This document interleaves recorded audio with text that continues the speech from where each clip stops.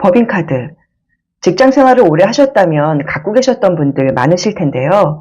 꼭 직급이 높지 않더라도 하는 업무에 따라 많이들 사용하시죠. 오늘은 법인카드 이야기를 해볼까 합니다. 제가 회사 다니면서 사람들이 가장 많이 궁금해하는 것 중에 하나가 법인카드를 얼마까지 쓸 수 있느냐 하는 것이었어요. 법인카드라는 말이 주는 럭셔리함 때문인지 어떤 후배들은 법인카드를 퍼도 멈추지 않는 화수분이나 도깨비 방망이처럼 생각하기도 했습니다. 그런데 생각처럼 예산이 많지는 않았습니다. 직급과 직책이 높아질수록 늘어나긴 하는데요. 제 경험으로 보면 제가 맡고 있는 팀원이 한 달에 한두 번 전체 회식을 할 수 있는 정도였습니다. 물론 무엇을 얼마나 먹느냐에 따라 달라지긴 하는데요. 상식적으로 직장인들이 회식할 수 있는 수준은 정해져 있다는 것을 감안했을 때 대략 이 정도가 아닐까 싶습니다.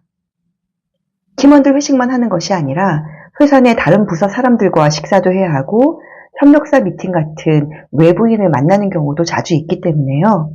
월 초에 용도를 구분해서 계획적으로 사용해야 월말에 허덕이지 않습니다. 어쩌면 돈의 속성인지도 모르죠. 물론 꼭 필요하면 예산 신청 더 할 수 있는데요. 저는 추가 예산을 신청하는 것보다 예산 내에서 사용하는 것이 스트레스가 훨씬 덜하더라고요. 그래서 규모 있게 사용하려고 노력하는 편이었습니다. 법인카드는 업무를 하는 경우에만 쓰게 됩니다. 업무인지 아닌지 어떻게 구별하냐고요? 제 경우에는요, 제 마음이 더 잘 알았던 것 같아요. 아무리 업무적으로 만난 사이라 하더라도 기꺼이 제 개인 카드로 밥을 사도 아깝지 않은 사람이 있는 반면에 당연히 법인카드로 전부 다 계산할 수 있는 사이임에도 저도 법인카드로 더치, 상대방도 법인카드로 더치, 그런 경우도 종종 있었거든요.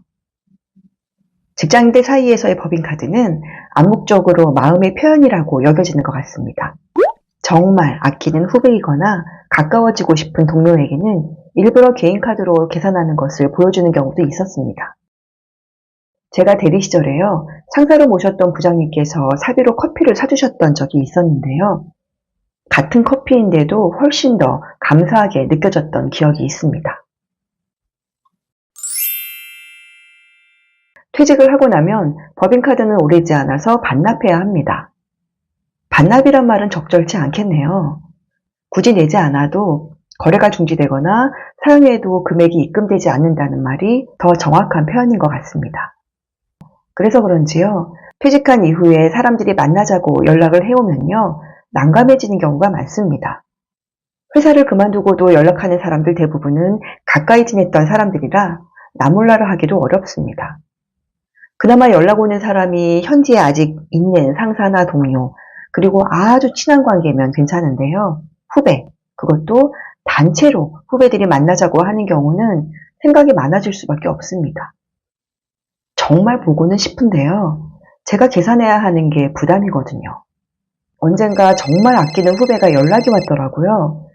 간만에 뵙고 싶다면서 근무 끝나고 찾아오겠다는 거예요. 흔쾌히 그러라고 했는데요. 제가 대답을 하자마자 본인 말고도 저를 만나고 싶어하는 사람들이 꽤 있다면서 함께해도 되냐고 묻더라고요. 바로 대답을 하지 못했습니다.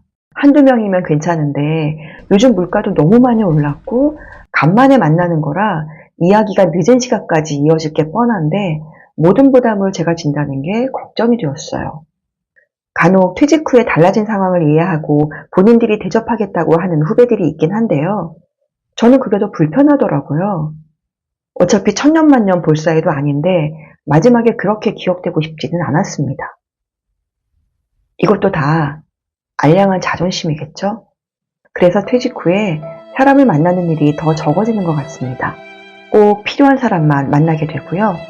만나더라도 거한 저녁은 피하고 간단한 점심이나 차를 마시는 일이 많아졌습니다. 직장에서 만난 인간관계는 어차피 회사 그만두면 다 끊어진다고 하잖아요. 그 원인 중에 하나가 법인카드 때문이 아닌가 싶습니다. 퇴직은 참 알아서 신변 정리를 해주는 묘한 재주가 있는 것 같습니다. 모두 행복하시길 바랍니다. 구독과 알람은 힘이 됩니다.